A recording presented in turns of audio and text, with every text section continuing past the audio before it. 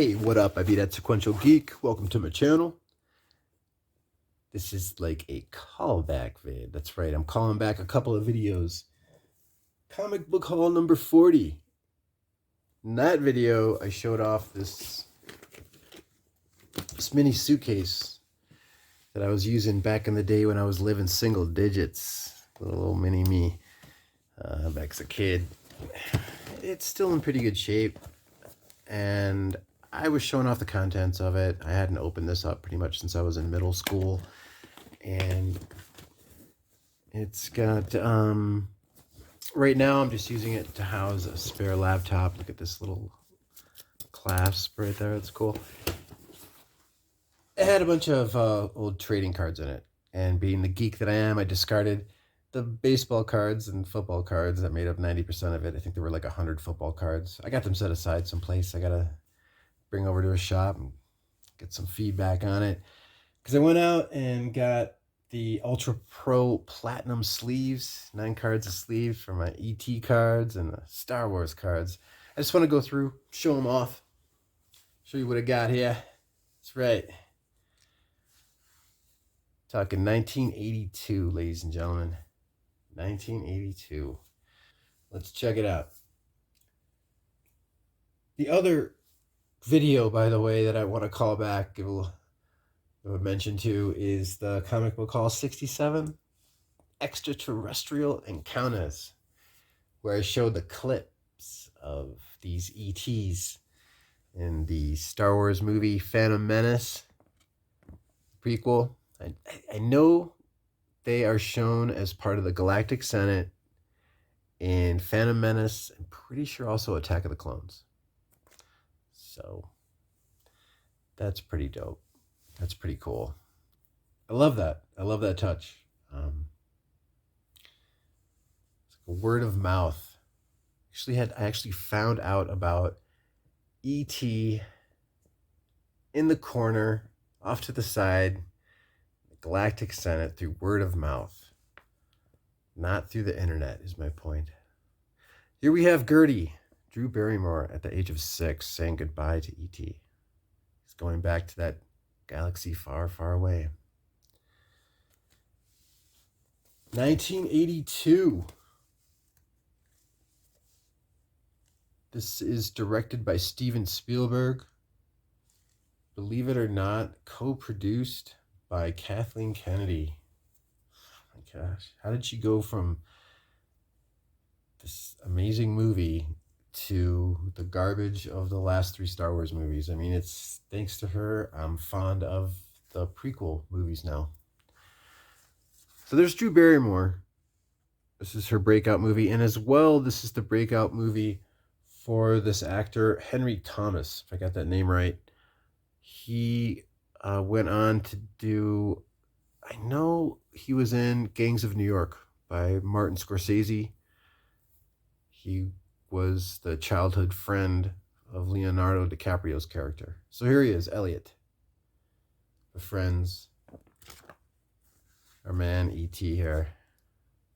Our alien E.T. Our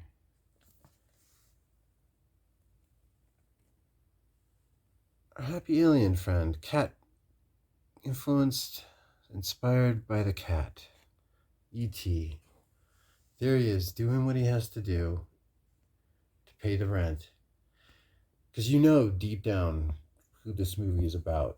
I mean, the undertones with this movie are, it's pretty obvious once I lay it out. You'll see. Co-produced by Kathleen Kennedy. This movie was written by Melissa Marie Matheson. Unfortunately, she passed away 7 years ago, but she was married to Harrison Ford a year after this movie came out, and they were together until 2004. They had a budget of $10.5 million.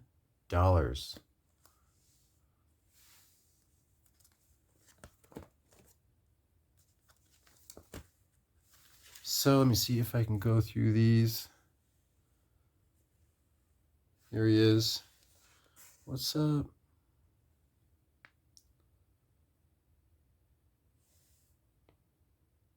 E.T. introducing himself, right?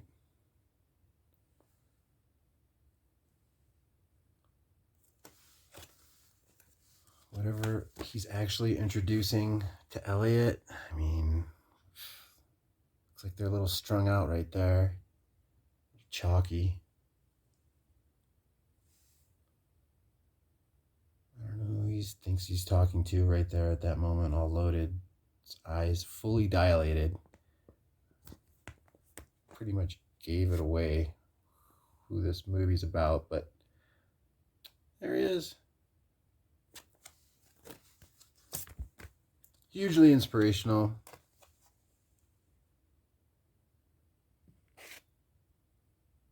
I went on to do Reese's Pieces, like many other kids who ended up being influenced by this movie. This is the Empathic Connection. E.T. is catching a buzz. He grabbed a beer out of the refrigerator, right? Elliot is in class, biology class. They're all telling him to go dissect frogs, and he's telling everybody to set them free. This is a very interesting scene here, especially for a movie that's geared for kids or families. Nothing bad. It was just very unique, not conventional. That scene where he grabs the girl and gives her this passionate kiss because he's kind of like emulating the television show that E.T.'s watching on TV with his beer buzz. Hanging out with the crowd right there. The wrong side of the tracks, maybe. I don't know. Machete to the head kind of gives it away, but it's this scene where he sees Yoda. He's like, "What's up, G Money? What's up, man? Yoda dog." And he's doing what he has to do to pay the rent right there.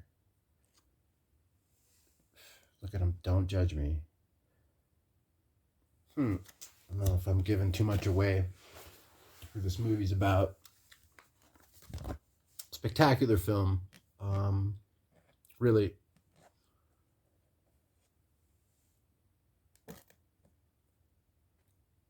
Steven Spielberg. He's always got those metaphors for the impending doom of the police state. How he depicted the guys from NASA rolling out, setting up shop, their house.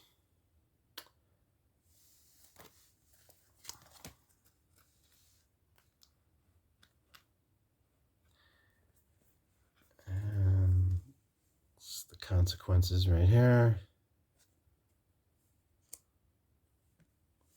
On the run. See if I can get through these. Huge inspiration. Friends of mine and I were all out on our dirt bikes. Just totally emulating the movie, getting chased by cops. Right there, this pretty much gives it away. What this is about. Ladies and gentlemen.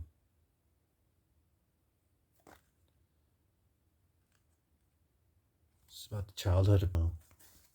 He's been through a lot.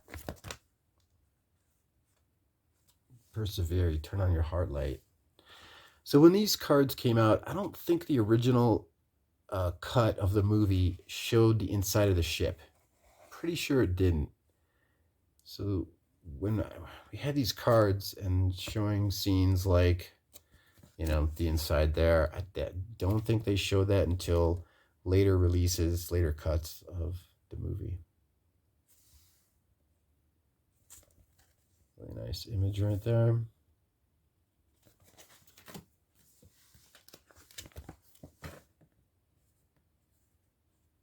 Young Barry Manilow.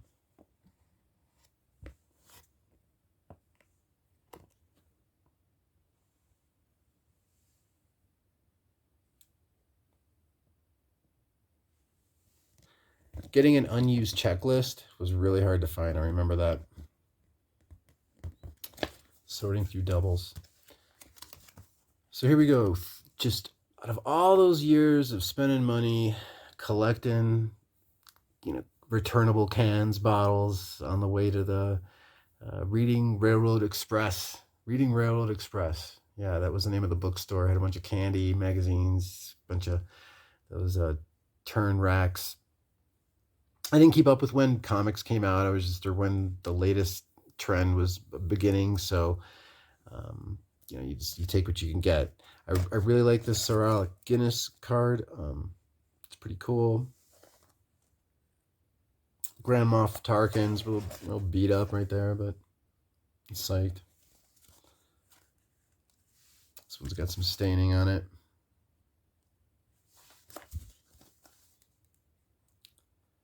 Some my first initial there.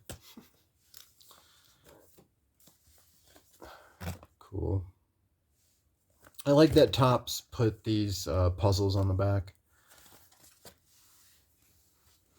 And so each color represents a certain series. Check this out.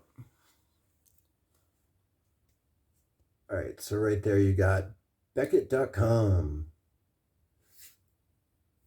1977 Top Star Wars trading cards checklist breakdown.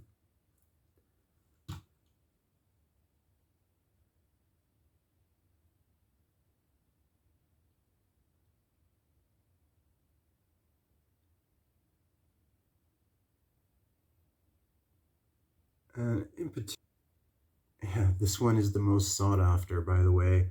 Card number 207. And this is the gift I'm talking about. So card 207 is green. So that would be from the Series 4 set. Total of 330 cards, 55 stickers. So that card number 207, the one that's the most sought after, that is from Series 4. Don't you know? For Empire Strikes Back out of 1980.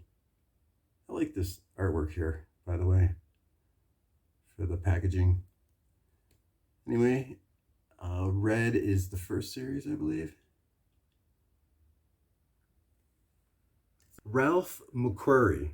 I'm not sure if I'm pronouncing that right, but he did the alternate cover, the D cover for Star Wars Age of Rebellion that came out in 2019, the first issue. It's the concept sketch drawing of Boba Fett. That's by Ralph McQuarrie, McQuarrie. Ralph McQuarrie. Yeah, so for 3 series, I think that gold series is the 3rd series. Yeah, there were only 3 series in The Empire Strikes Back. And the stickers are just images on letters. The first 2 series have 11 images of actual characters and then letters with images. Like this Bosk one, I totally remember. It's another GIF. You can right click, choose Save As.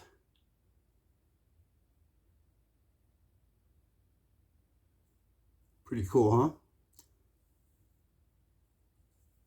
352 cards total. Fun fact, real quick. You know, Star Wars was like the biggest film ever, and E.T. surpassed Star Wars as the highest grossing film of all time. And just to note, it wasn't until 1993 when Steven Spielberg's Jurassic Park was released. He broke that record. So Topps had these puzzle pieces on the back, which are really cool. Yeah, I don't really have that many. Not that many survived for those 1977 Star Wars cards. They were the best. You know, this green border, orange border, it just totally brings back memories. Just trying to trade cards with other friends. Check it out, George Lucas.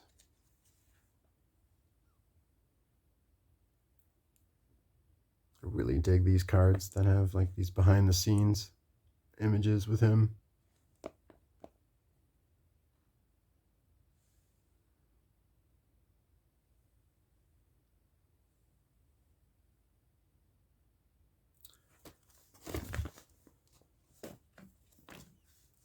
right, so now we got Empire Strikes Back, and of these intro cards, they had a little profile on everybody. I'm missing Luke Skywalker.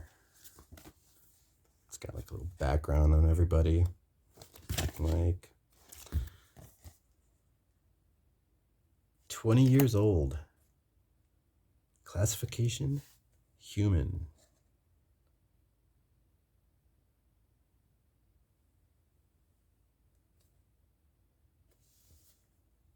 Classification, Wookiee.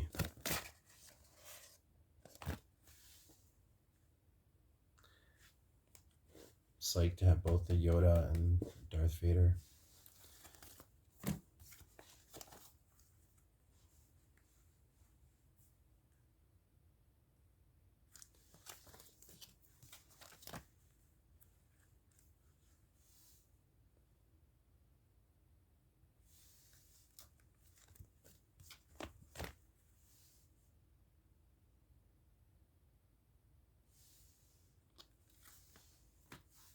God, just like the fact that it started off on Planet Hoth, incorporating all these different types of climates, terrains, environments.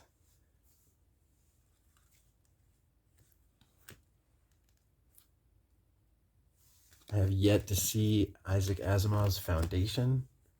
I did manage to see Dune, the new Dune movie. That was stellar. HBO had a showing, free shows a couple weeks ago. So I managed to watch Dune. Very much looking forward to the Foundation series. I've read Asimov's Foundation series. I only read Frank Herbert's Dune. I didn't read any of the other books. Just the intro in Dune is amazing. Talking about terraforming planets and economies of scale, like building a society. It's fucking crazy. This set of cards I'm really thankful for. I got these. This one right here is pretty cool. Boba Fett and Darth Vader. This scene was just spectacular. Seeing this as a kid. It's like, what can a Jedi not do?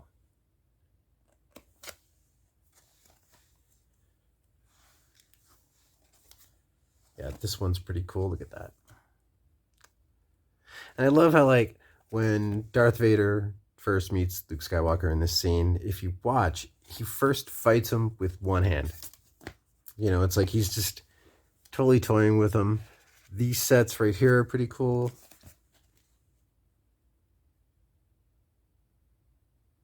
Classic Vader image right there.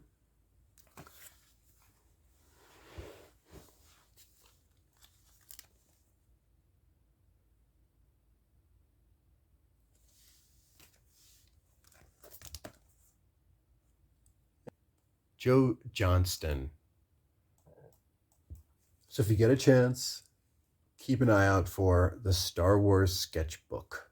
And it's got art by Joe Johnston. It's with a T, Johnston. And that came out in 1977. It's a paperback. It's not a hardback. I barely remember this book. I've got it in a box someplace.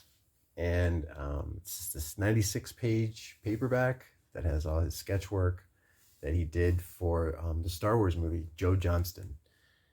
These, from what I understand, are Ralph McQuarrie. And on the... Yeah, I don't think most of the text is going to be related to the actual image. Ralph McQuarrie. Awesome.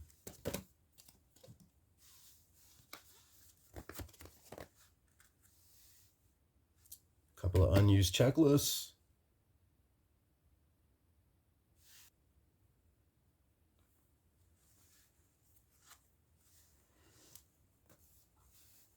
Okay. So those sketch drawings by Ralph McQuarrie are part of the first set, the first series. Let's go on to these blue.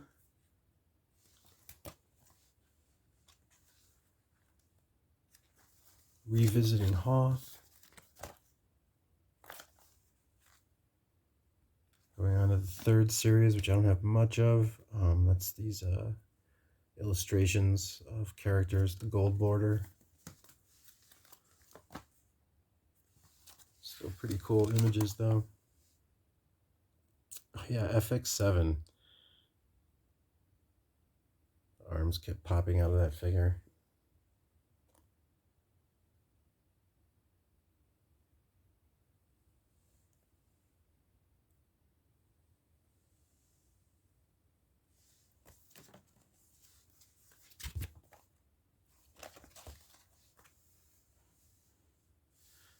Very ominous looking AT-ATs right there.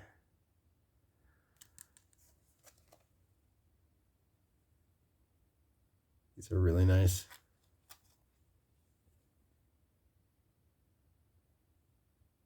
Get a back tat of that.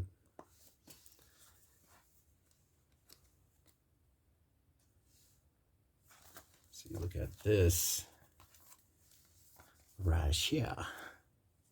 There's your end drawing. There's your end all image.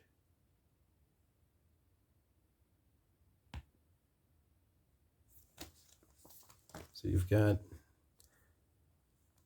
this would shift over there, and then this image would just go up and up right there. Anyway.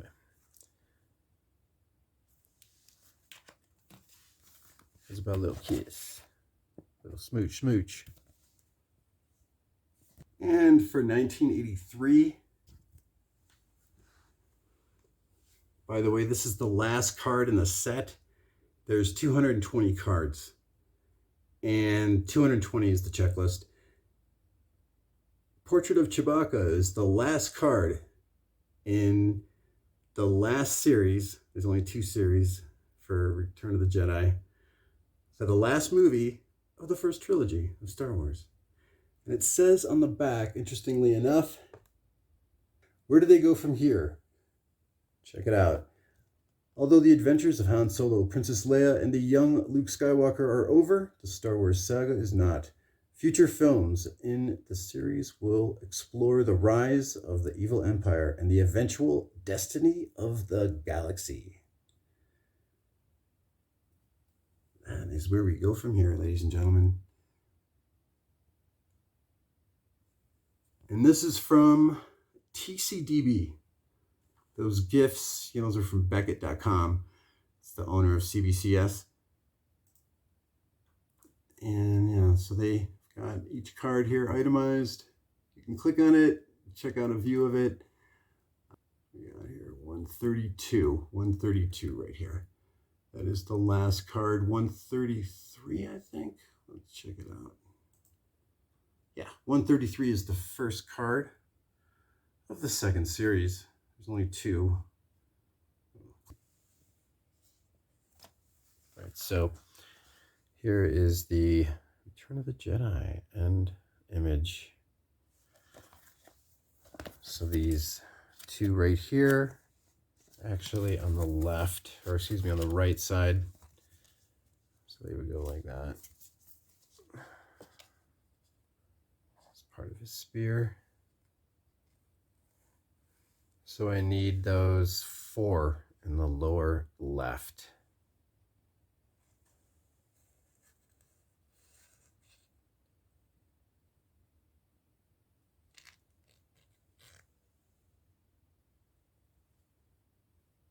Y'all got Reese's Pieces, yo?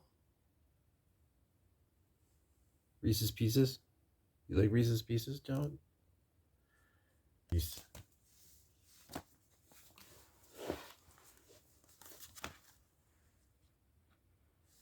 These are pretty cool.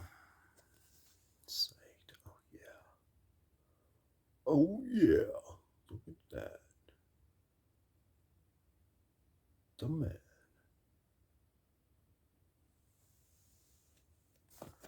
Chewbacca's cool, though, too.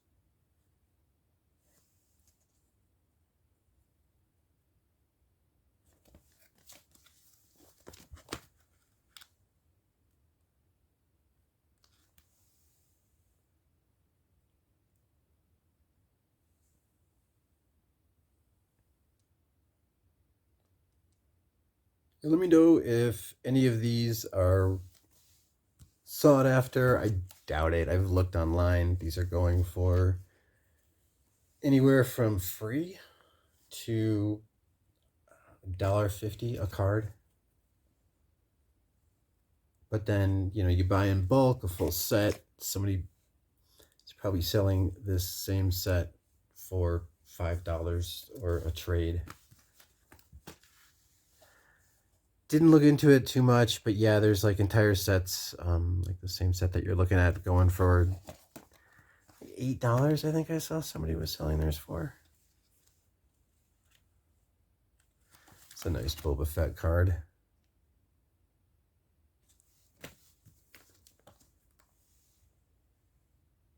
Look at him.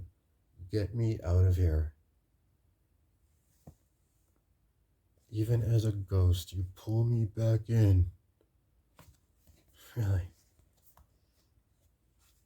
Funny how, like, he didn't want to be in the movie.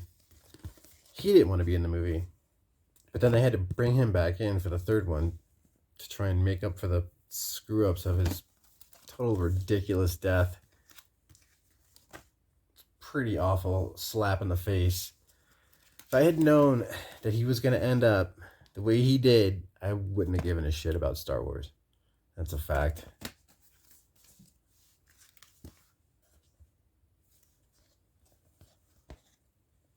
Yeah, it's a trap.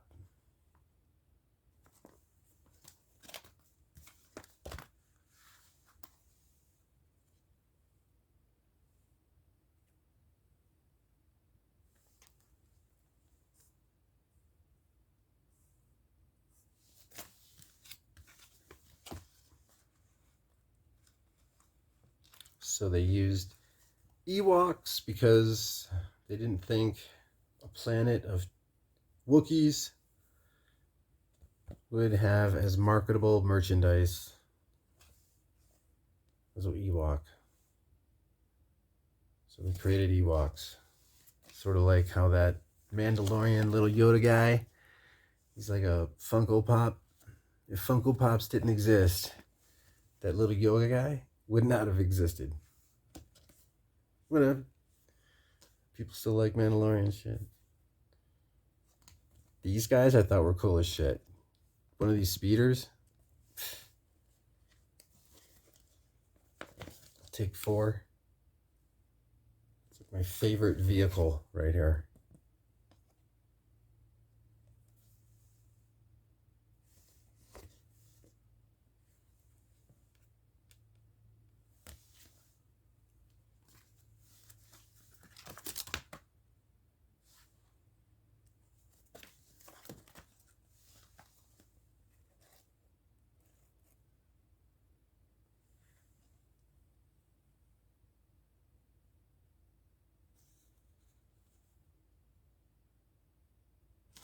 Alright, so here are the cards.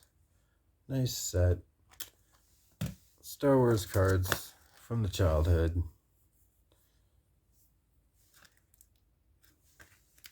It's a cool Boba Fett one, by the way. So what, I got a full run of the red ones, I think, but not the blue.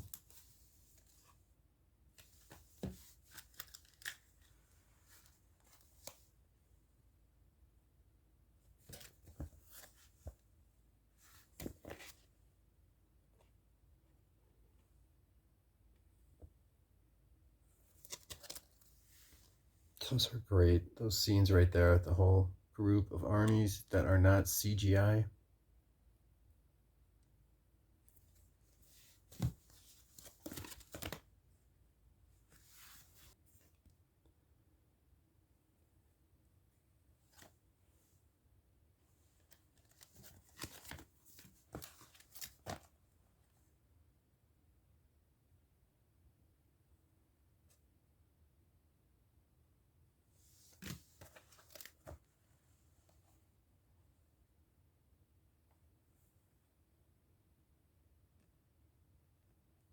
The Interceptor.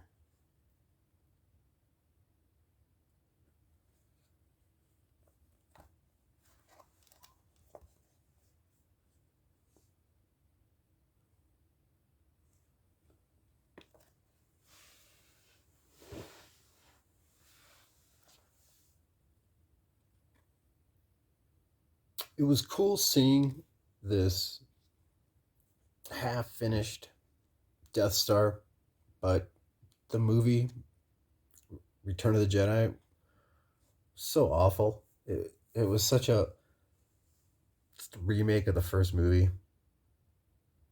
in many ways.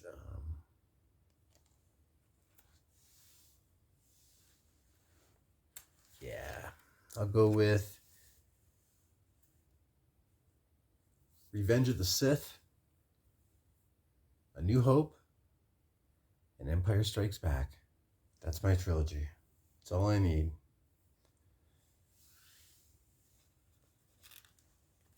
What you think about the alien encounters?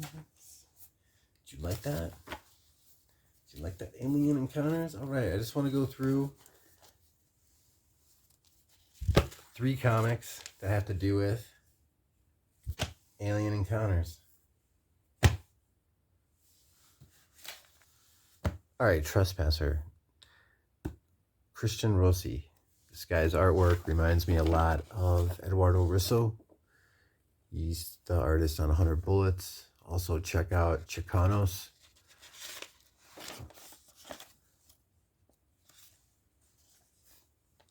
Just the use of silhouettes.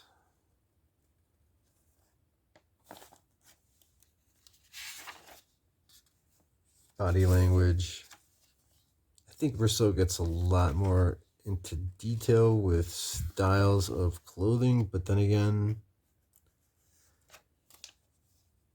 can't really sell this artist short. What's this about?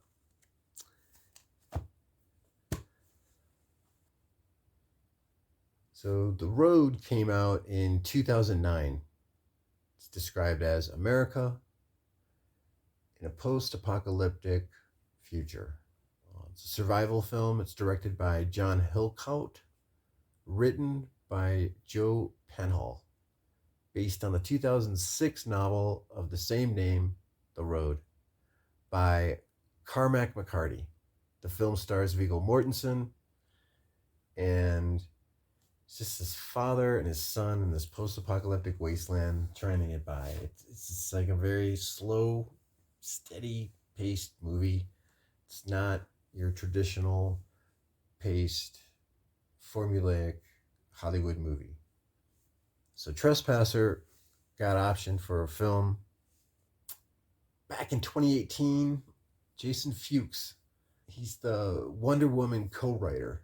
So this guy, Jason Fuchs, and Endeavor Content, they've acquired the rights to Trespasser. Came out in 2017, written by Justin M. Ryan, published by Alterna Comics.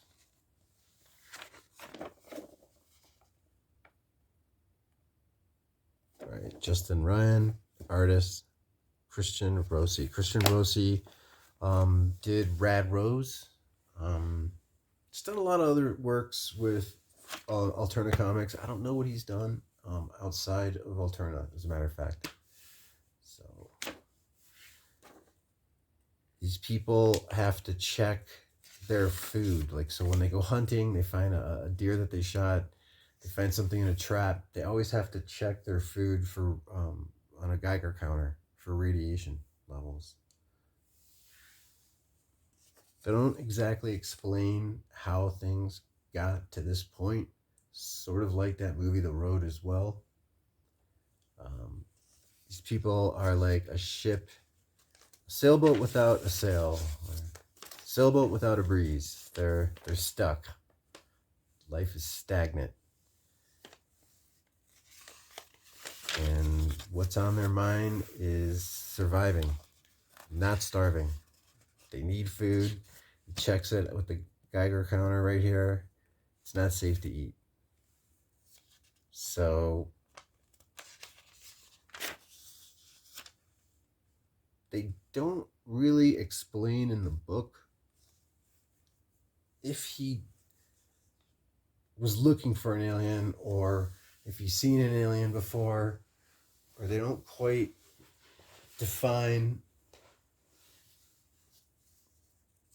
the history of men, but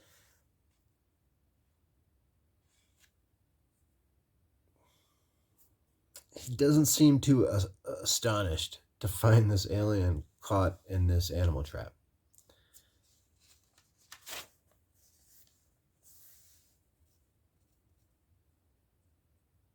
He doesn't kill it, takes it home, and you'd think you'd know where this story is going, right? He's got this daughter that he needs to care for, and they're living alone in the country. She has no friends. She's got her imaginary friends right there.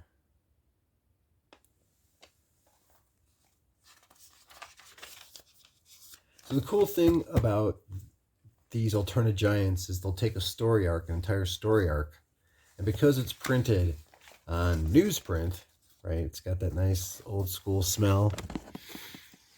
My God, so nice. You gotta smell this newsprint. They can give you a 96-page comic book for $5 with, where are the advertisements? No advertisements.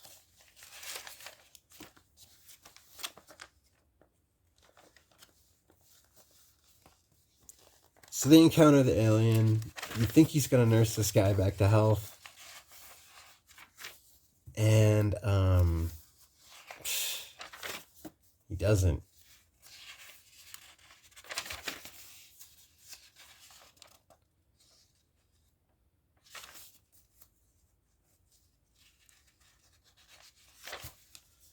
He begins to get paranoid.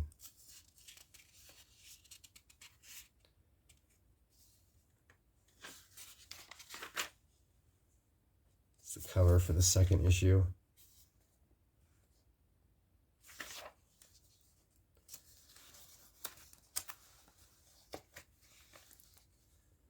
You gotta do what you gotta do to survive, right?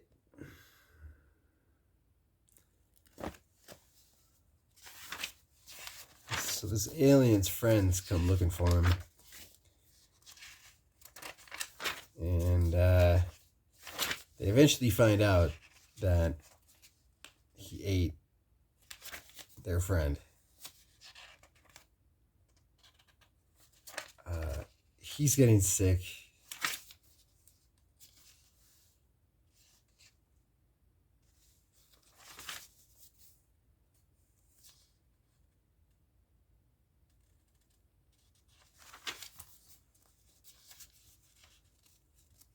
Everybody's paranoid.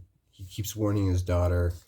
He keeps, seeing things outside. It's these aliens coming back looking for their friend, right? They got into the house. The father's sick in bed, and the daughter panics, fires the trigger at the door. The aliens looking for their friend. They leave their friend's suit, right? So they probably dug up the body, and they leave those symbols there.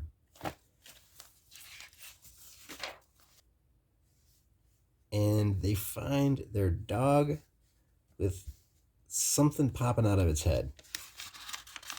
And it turns out their dog ended up getting abducted by aliens. And it has this, implant in its head.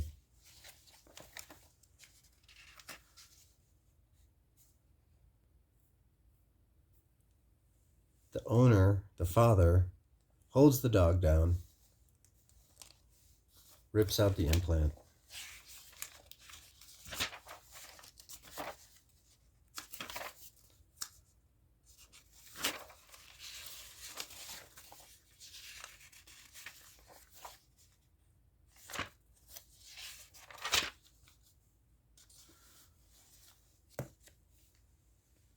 So there it is.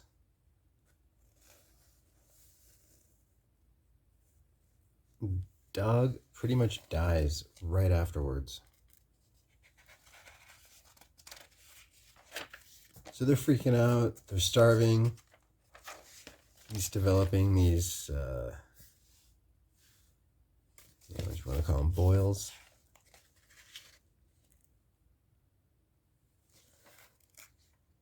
Okay, so now she is too.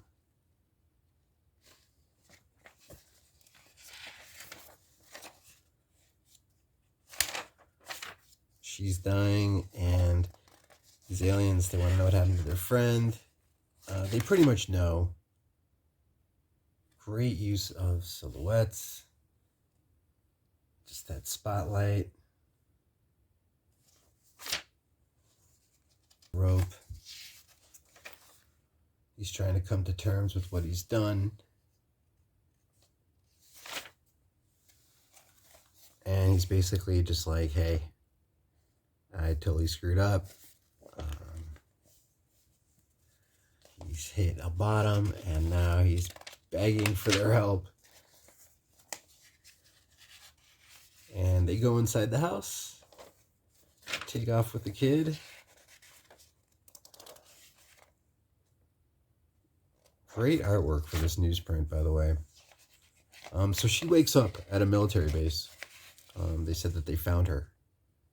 So these aliens basically had left her by the military base. Now, looking at the military base, they're definitely aware that these aliens exist. Strapping up their dead bodies on their barricades.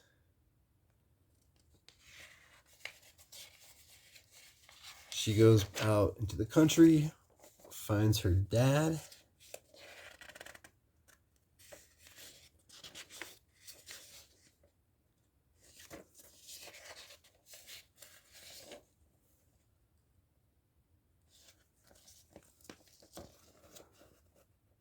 So he's reunited with his daughter. He's ecstatic. And when he goes to hug her, look what he finds.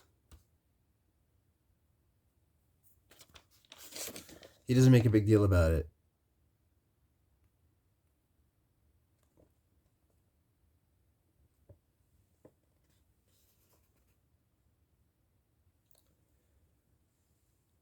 So what is this a metaphor for? The older generation accepting that foreign technology that's going to end up being implanted in all of our heads.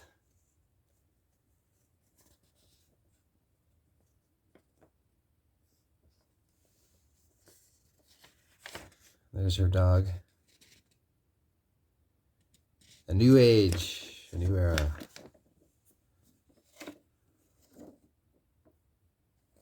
I think these people end up being assimilated.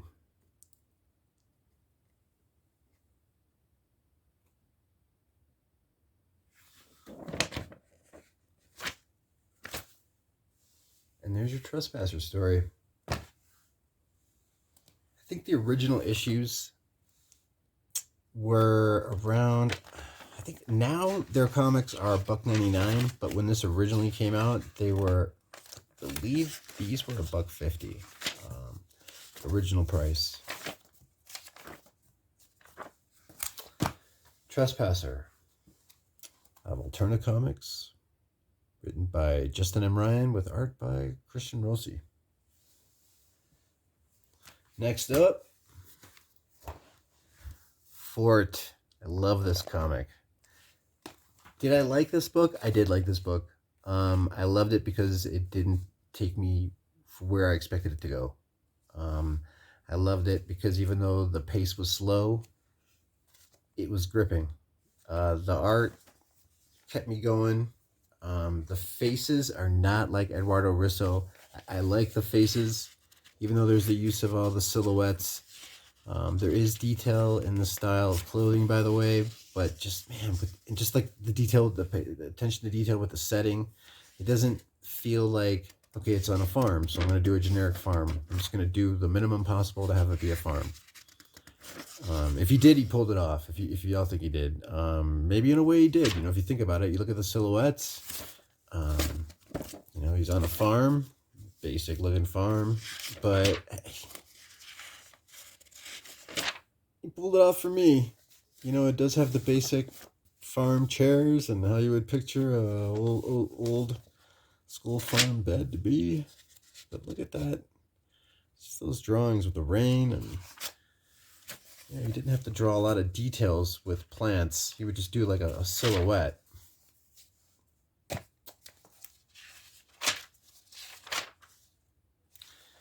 I like this book. It's just that the whole morose, like that that whole getting nowhere, feeling of getting nowhere, stagnant, not wanting to assimilate, and then to see how she ends up being assimilated, but then she's happy, but then what does that really mean? I don't know. They were willing to save her life, but then she ended up getting a chip in her head with a three-eyed dog. I don't know. There's a lot that happened between here and there, but then again, at least, even though he was shocked at her being, I don't know, assimilated with a chip, at least he's not taken over. The air is still breathable.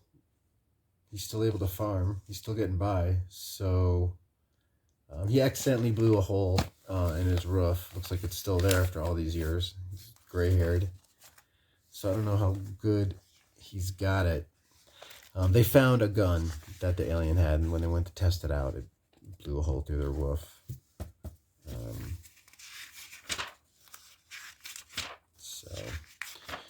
So yeah, how good does he really have it if after all those years he still doesn't have his roof repaired?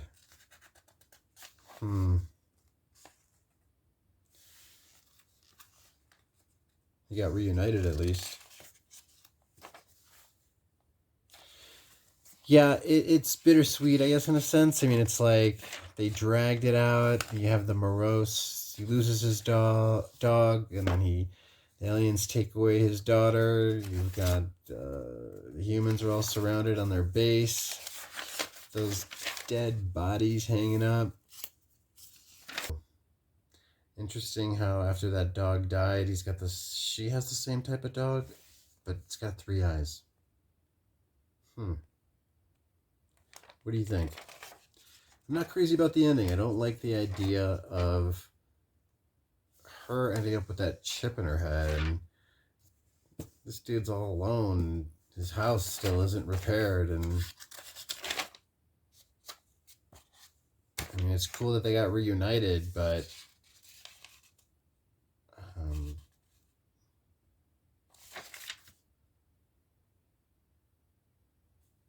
she seems pretty happy. I'm not sure. Seems like a pretty morose story, but so was The Road. And I like that movie. I would recommend this book. I would even reread it just because I like the artwork and just something about it. It sits well. I like it. Fort, Prophet of the Unexplained. So when this came out, it's like 2003. And the printing on this is fine. I mean, it's just that this indicia part is all blurry, though. Anyway, I really did not expect to like this book. Fort, Prophet of the Unexplained. I just bought it on a whim. It's from Dark Horse Comics. They got this reprint. It's all 4-issue limited series. It's all 4 issues compiled together in this like mini booklet. It's great. Little booklet here. I totally would give this away or lend this out. These Fraser Irving stories, the artwork is spectacular. It looks like something that you would have done on scratchboard. Again, lots of use of silhouettes, just like with my man Mignola. But you'll see. So we're talking 1899. Fort, Prophet of the Unexplained. This guy's an inventor. He's a discoverer. He's like a Sherlock Holmes / Tesla type of person. This story, it's really cool. It has a full circle. So it starts off with him going, the weather didn't mention anything about rain. Like, he's not even mentioning these fish falling from the sky. So he is in New York City. Teddy Roosevelt. So it's Governor Roosevelt, 1899, turn of the century, and everything culminates to New Year's. This scientist, inventor, New Age thinker. He is not loved, not like Sherlock Holmes or Poirot. He is thought of as a nut, right? They initially measured the size of his head. He was committed for a minute. So bodies are going missing in New York City in 1899. And he's asked to investigate. And he finds this residual stuff. So this artist, I mean, we're looking at a lot of, what are these, like some type of nib, lots of brush strokes. But then I think he's using Zipatone a lot, or some form of like stenciled adherent when dealing with the alien, like this type of pattern that's over the bricks for this type of like film that's left behind. This guy Fort, he's ahead of his time. He's got this assistant that he falls in love with. He's testing these foreign microbes on this rat, and he says that it senses danger, right? So the pace of this is a lot faster than Trespasser. Trespasser is more along the lines of that movie, The Road. This is like, I wouldn't say it's fast-paced like manga action, but just he wants to investigate these microbes that he found. Goes to a hospital, finds a major doctor. Doctor says he'll work on it. He defines the scene. There's not a lot of detail going on with the background, but we know that this is a surgeon. I think he gets away with a lot of the darks because it's like 1899, right? I don't know. For me, it seems like, not that everything's supposed to be dark, but it's not well lit there during that time as well. So here's his assistant, H.P. Lovecraft. It's H.P. Lovecraft as a kid. He finds the remnants of another body that's been digested. And he finds out not only is there this monster in New York sewers, but this alien, this creature from another planet, is a doctor, inventor, kind of like himself. And it's like, see, we've got these tones here, like a Zipatone is used. More whites, like he's glowing, perhaps, or is translucent. And lots of darks or lots of lights going on here. It's a negative space being used. I say a lot that this reminds me of Scratchboard. But he finds this alien that is like, yeah, we had this virus, it mutated, it got loose, and now I've got to hunt it down and kill it. Some of the vernacular, the speech that they use fits in with times. It's just very gripping. Just with all these lines. I don't know techniques, what you call this. Striking.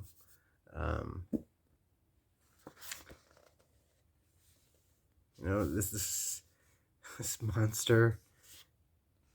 It's a basic concept. When I say basic, I don't mean stupid. I don't mean inferior. I mean, like, it's just, there's a monster on the loose. He has a partner, a friend. They have a common goal. They need to get it. Turns out this particular friend is an alien. He has this ball of energy that he uses for capturing the alien, finding it, tools for neutralizing it. More fine lines when dealing with the alien's technology. It's like this gun that it's holding, kind of. But I just find this artwork, even though it's like, what is this? It's this alien, right? It's an alien, and he's got this virus. The virus mutates. It becomes this large monster. We got to catch it. Let's get rid of it. Of course, they got to be on the Statue of Liberty.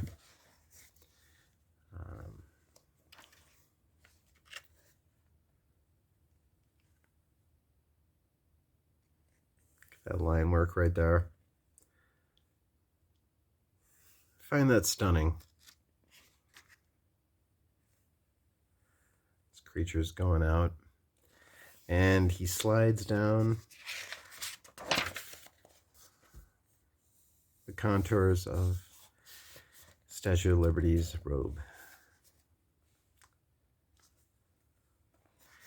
This, of course, right in the last minute, this creature has this energy that he uses to teleport him back home.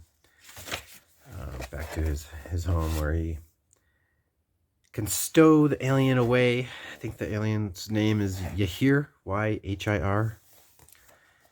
And the alien tells him where it is. This guy's just quick panel. He's going to the ship. It's underwater. He swims underwater. He's in the ship. He had to sneak out because he's wanted. Initially, when they found the body, the police actually found him discovering the body. So the police blame him for the murder. The alien ends up letting him free, blowing a hole in the wall of the jail cell, and that's when they're going on their merry way. There's some good-naturedness to this alien. He's like, should we take this? This isn't ours. And he's like, well, we're being chased by the police. All right, so both these people are good-natured. They're just trying to neutralize the threat. So the alien, and it's just very non-conventional with this alien. I love how he looks. I love how there's like that sense of glow. I love how the zipatone is used for the skin of the alien, or the effects of its technology.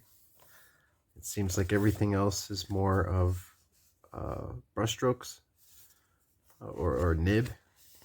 So they're going to neutralize the threat. He's got sulfuric acid, shotguns, light. There's not very clear with this guy's face. It's a better image of it. It's pretty neat.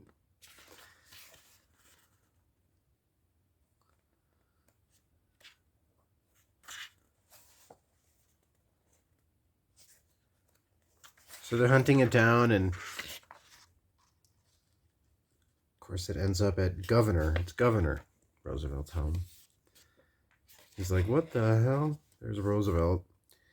The only reason they could tell the difference between Roosevelt and Fort were the glasses, really a lot with the hair and the mustache that was kind of looking the same. But out of nowhere, this appendage pops out of the monster. He's like, that's new. The alien's like, it's starting to replicate. So they didn't need to put that in.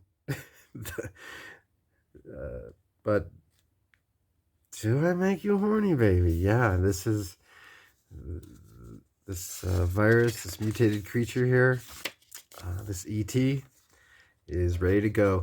I love that this, it's going to self-replicate, I hope. I love that this is taking place in the year 1900, and that you've got an alien, and it's the story it's a little zany. Here he is running around while people are singing Christmas carols with this alien in 1900 NYC. I just find this artwork fascinating. A little bit of a zany concept. Once again, nothing deep. I kind of would like to see something a little bit more complex, a little bit more sophisticated with this artwork, but I really think this artwork sells the book for me. If it was different artwork with the same type of story, I don't think I would have done it. For me, this is like 90% artwork, because this story is pretty basic. It's not bad. It's fun. But once again, we've got like different tones here, and he's describing himself, saying that he has this sign on him that it means that he's like an out-of-box thinker, that he's a inventor, he's a doctor, he's the innovator of his people, and he's trying to give hope to Fort, to let Fort know that people will accept him. Fort's like, let me go with you. And he's like, no. And he's like, why not? So then as the alien's saying, people need you to solve further cases, they're showing different types of cases. It's like out in this hot air balloon. This one looks like a abominable snowman, or I don't know. So great artwork. And those are the last words. Alien takes off. We got another stunning image here. Bright whites now. Lots of blacks or lots of whites. And here's the alien taking off. So the alien spacecraft was submerged, and as it's rising from the water, we have the fish explained from the beginning, full circle. That's why he's not shocked that there's fish falling. He's just surprised that the forecast was incorrect. It happens to be raining. So he's running his journals, and then oh yeah, he makes a note here how the incidences have all influenced H.P. Lovecraft's writing. He's become such an astute writer of fiction. He's starting his relationship with this woman that is pretty kick-ass. She was able to stay behind. She didn't complain when he had to go off and fight on New Year's, or fight to go hunt down the creature. But that was more around Christmas when he hunted the creature.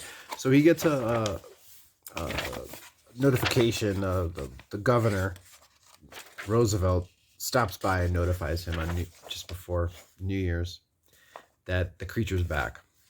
There was probably the thing had actually replicated, and now they got to figure out another way to get rid of him.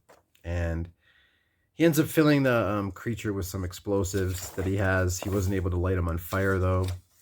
So really nice picture of his lady friend there.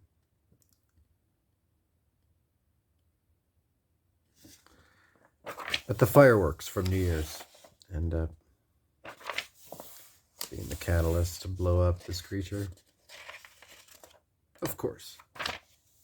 While he's on the Statue of Liberty.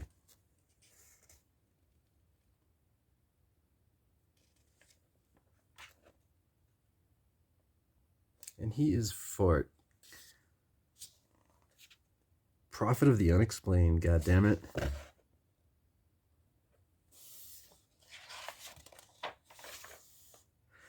It was only this 4-issue limited series from Dark Horse, like 2003. I bought the 4 issues when they originally came out. Bought the first one on a whim. Waited till I had all 4 issues and read them at once and loved it. It was just a fun story. Once again, I like this one the best. This one was fine, but just with the art, and then once again, it's a period piece. I mean, sure, this is kind of in the future. It is set in the future, but I say kind of in the future because the setting is still like a farm. This one, I just find it more enthralling for me. I don't know how to explain it. I think there's more detail, and just like I said, the line work that I think is for his era, and then the type of style art changes for the alien, and it's just little stuff like that with the helmets here. It's really cool. I really enjoyed this artwork by Fraser Irving. And to wrap it up, speaking of silhouettes, we've got a John Byrne story with special guest penciler Mike Mignola. And this is basically about Kal-El wanting to return to Krypton as, I don't really know. I came into the middle of the story. I found this in a dollar bin, right? Issue number 18. This is the 50th anniversary of Superman when this came out. So they're talking about how, it's been 50 years since he's been to his planet, and with the help of these Thanagarians, right? Hawkman, Hawkwoman, Shiera, and is it Katar? I don't know DC that well enough, but it goes through his origin, where he comes from, dying planet Krypton. But he can't get over where he's from. He needs to see Krypton. He needs to get over it. I don't know the exact storyline, what influenced him at this point, but he sees that there's this remnants of Krypton after it exploded. There's like this more, you know, gaseous liquid type remaining on what minuscule properties are left. It's trying to form secretion disk. Got this planet that's what's left. This ghost of a planet, essentially. And it's all Krypton, right? It's all deadly to Superman. He wants to go out and have these memories that are from Jor-El that he's able to be in touch with. He's able to tap into. I don't know the storyline with this. I know this is written by John Byrne. The John Byrne storyline with Superman, this is post-Crisis on Infinite Earths. So John Byrne's known for his Man of Steel story arc, 6-issue story arc. I think it was 86, 87, when he rebooted Superman. Kind of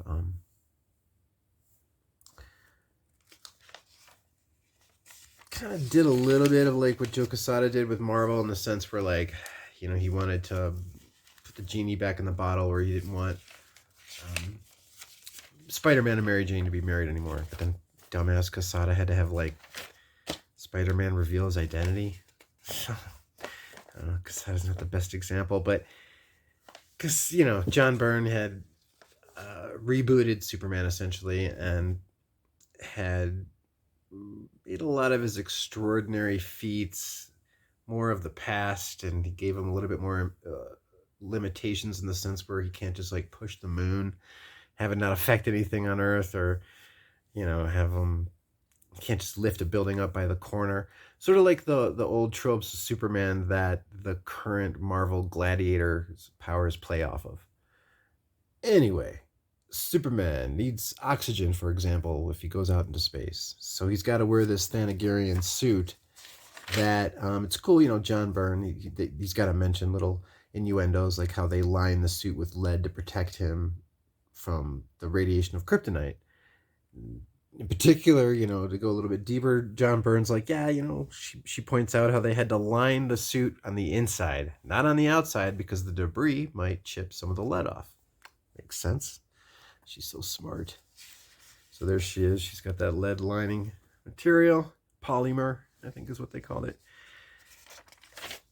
And he's trying to control his breathing. He's like super nervous and stressed out, and he's going off into the abyss. And right, you stare too much at the abyss, it'll stare right back at you. And that's essentially what we got going here at the story for the alien encounter. Yes, we have an alien visiting his homeworld as pretty much an alien. Superman gets in touch with these memories from Jor-El. So he sees Krypton and its glory through war. Then he starts to see how Krypton had rebuilt itself, and how his father, Jor-El, is trying to deal with the people in power that are, like, you know, they're pushing back on his plans to get off of Krypton, to find a solution to the fact that the planet's dying. People don't want to deal with that.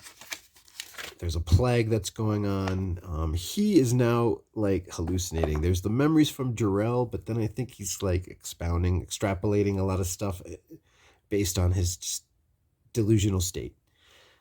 He's going in a direction now that is going to be influenced by this stress that he's in. He's all pale. He's surrounded by kryptonite. The hell this guy's thinking. So he's living the dream. He's going back to Krypton. And now he's talking out loud as if he's, you know, reiterating these visions that he's having. So he's talking about his father, who's saying how 50 light years away we found this planet. He's referring to Earth. 50 light years away. Here we are. 50th anniversary. He's got these phallic symbols, right? What better thing to use to escape a dying planet? There's the green plague. There's a dying planet, and then there's the green plague. So his dad finds a cure for the green plague. Okay, but now is it going to be done in time? Because people are dying, the planet's going to blow up, it's still got all the radiation from it. So he's trying to reassure everybody. Jor-El, his father, telling everyone how they're going to have lives that they can't imagine once they get to Earth. When they land on Earth, Ma and Pa Kent greet them, and here they are experiencing the new atmosphere mixed with the yellow rays that provide them with all their power. This is the part that I'm not crazy about, because I find that the yellow rays of the sun and the Earth's atmosphere, doesn't that enhance Superman, and it also enhances goodness in people in general? Like, that's part of the power. That's a naive way of looking at it, I suppose, but I just think that if somebody has power and then they also have that hyped up intelligence with the yellow rays, that super intelligence, I don't know, I think that if you're able to be intelligent, there would be some form of interest in helping others. That would be a byproduct of intelligence. But these guys want to subjugate everybody. And I suppose their subjugation is motivated by them trying to help people, although they look at humans as being inferior. So when you look at somebody that's inferior, help turns into more herding cattle. Right? They didn't start off on a level playing field with these humans. They built buildings around the humans, totally disregarding the heritage of the humans, building these Kryptonian structures, herding humans now into some space. So the road to hell is paved with good intentions, and Jor-El sees this and wants to free his people, and he gets named a savior, right? Symbol of hope. And who's left but Lara and his son, future Superman? He's obviously delusional. I mean, I'm thinking, even though he's delusional, he doesn't want to think, okay, great, let's all hook up. Let's all three raise our son together and help mankind. But she isn't down with that, so he's freaking out, and this is how he's imagining everything. This is his imagination of how he is coming to terms with being alone on Earth, being the only Kryptonian essentially that's alive. They got to go out and save him, and they pull him back in, and now he has the mainstream comic revelation. Right now we're talking the mainstream comic book revelation here, the generic revelation. Maybe I'm wrong. Maybe I'm wrong in being sarcastic about this. He's like a lesson in human nature, a lesson in the harsh triumphs of abuse of power. Okay? This is him reminiscing. He's letting them know about these visions that he had, and he's going off now. He says, now I've been shown a version of what might have been had I not been the sole survivor of that doomed world. And here he is going off. And much as I'm loath to admit it, I'm afraid my vision was accurate. A race of supermen cannot help but be a race of conquerors, even if they begin with the very best intentions. Maybe. And then he's going off now trying to recreate the cure for the green plague. He's remembering the details of how it was created, and he's now finding out that the ingredients that he had imagined that were used to cure this green plague, they're bunk. It was just something that he had thought of while he was in this delusional state. He's like, just as well. So he's realizing that it wasn't really Jor-El's memories at that point. They were just him being affected by the kryptonite and stress, I guess, of visiting his homeworld. He's saying, I flatter myself that it's my own strength of spirit that prevents me from abusing my powers, but who can tell? It's his own strength of spirit that prevents him from abusing his powers, but who can tell? I don't like that ambiguity in sense of self, especially for something like Superman, especially after 50 years. Perhaps I need. Okay, so here, now, yeah, typical mainstream comic ending. Perhaps I need kryptonite as a consistent reminder of my mortality, a constant reminder that being a man is always more important than being a Superman. I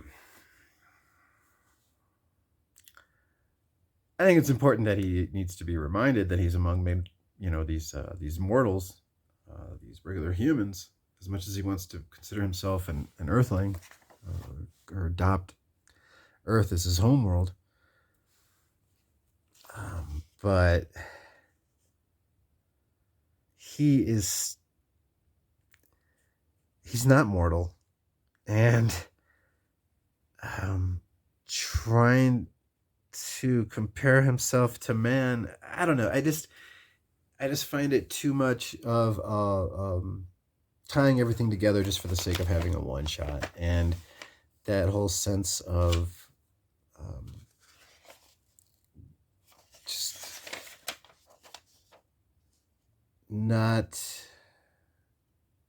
accepting that it's always like, well, I'm alone. This is how it should be, and obviously, if I was with a bunch of Kryptonians, we would have wanted to take over Earth. Is that such a bad thing? Like, somebody's got to take us over. I don't think we know what the hell we're doing. So I don't think that's such a bad thing. Like, yeah, this is what I'm saying. Yeah, I just think that this route of the concept of a superhero, constant reminder that being a man is always more important than being a Superman. Perhaps I need kryptonite as a constant reminder of my own mortality.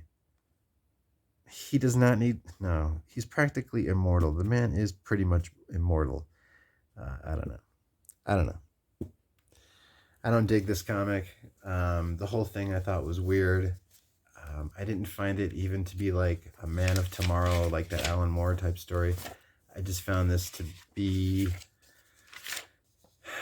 too much angst. God, I don't feel it. I don't feel the story. I don't feel the angst. I don't feel the conclusion that he has. It doesn't make sense to me. Yeah, it doesn't seem very forward moving with him as a Superman. He should identify with being a Superman, not with being mortal. Because he is. He is a Superman. He is paranormal. So, like this one least, I enjoyed the Mignola artwork though, although I didn't find all of the shadows appropriate. I mean, I guess it is for this type of story because he's kind of got this dark cloud. It's almost like a Marvel version of Superman with all like the forced angst and anxiety and all that BS. But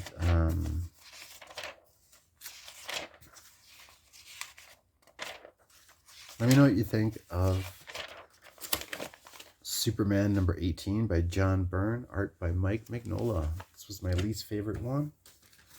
I really like these two stories.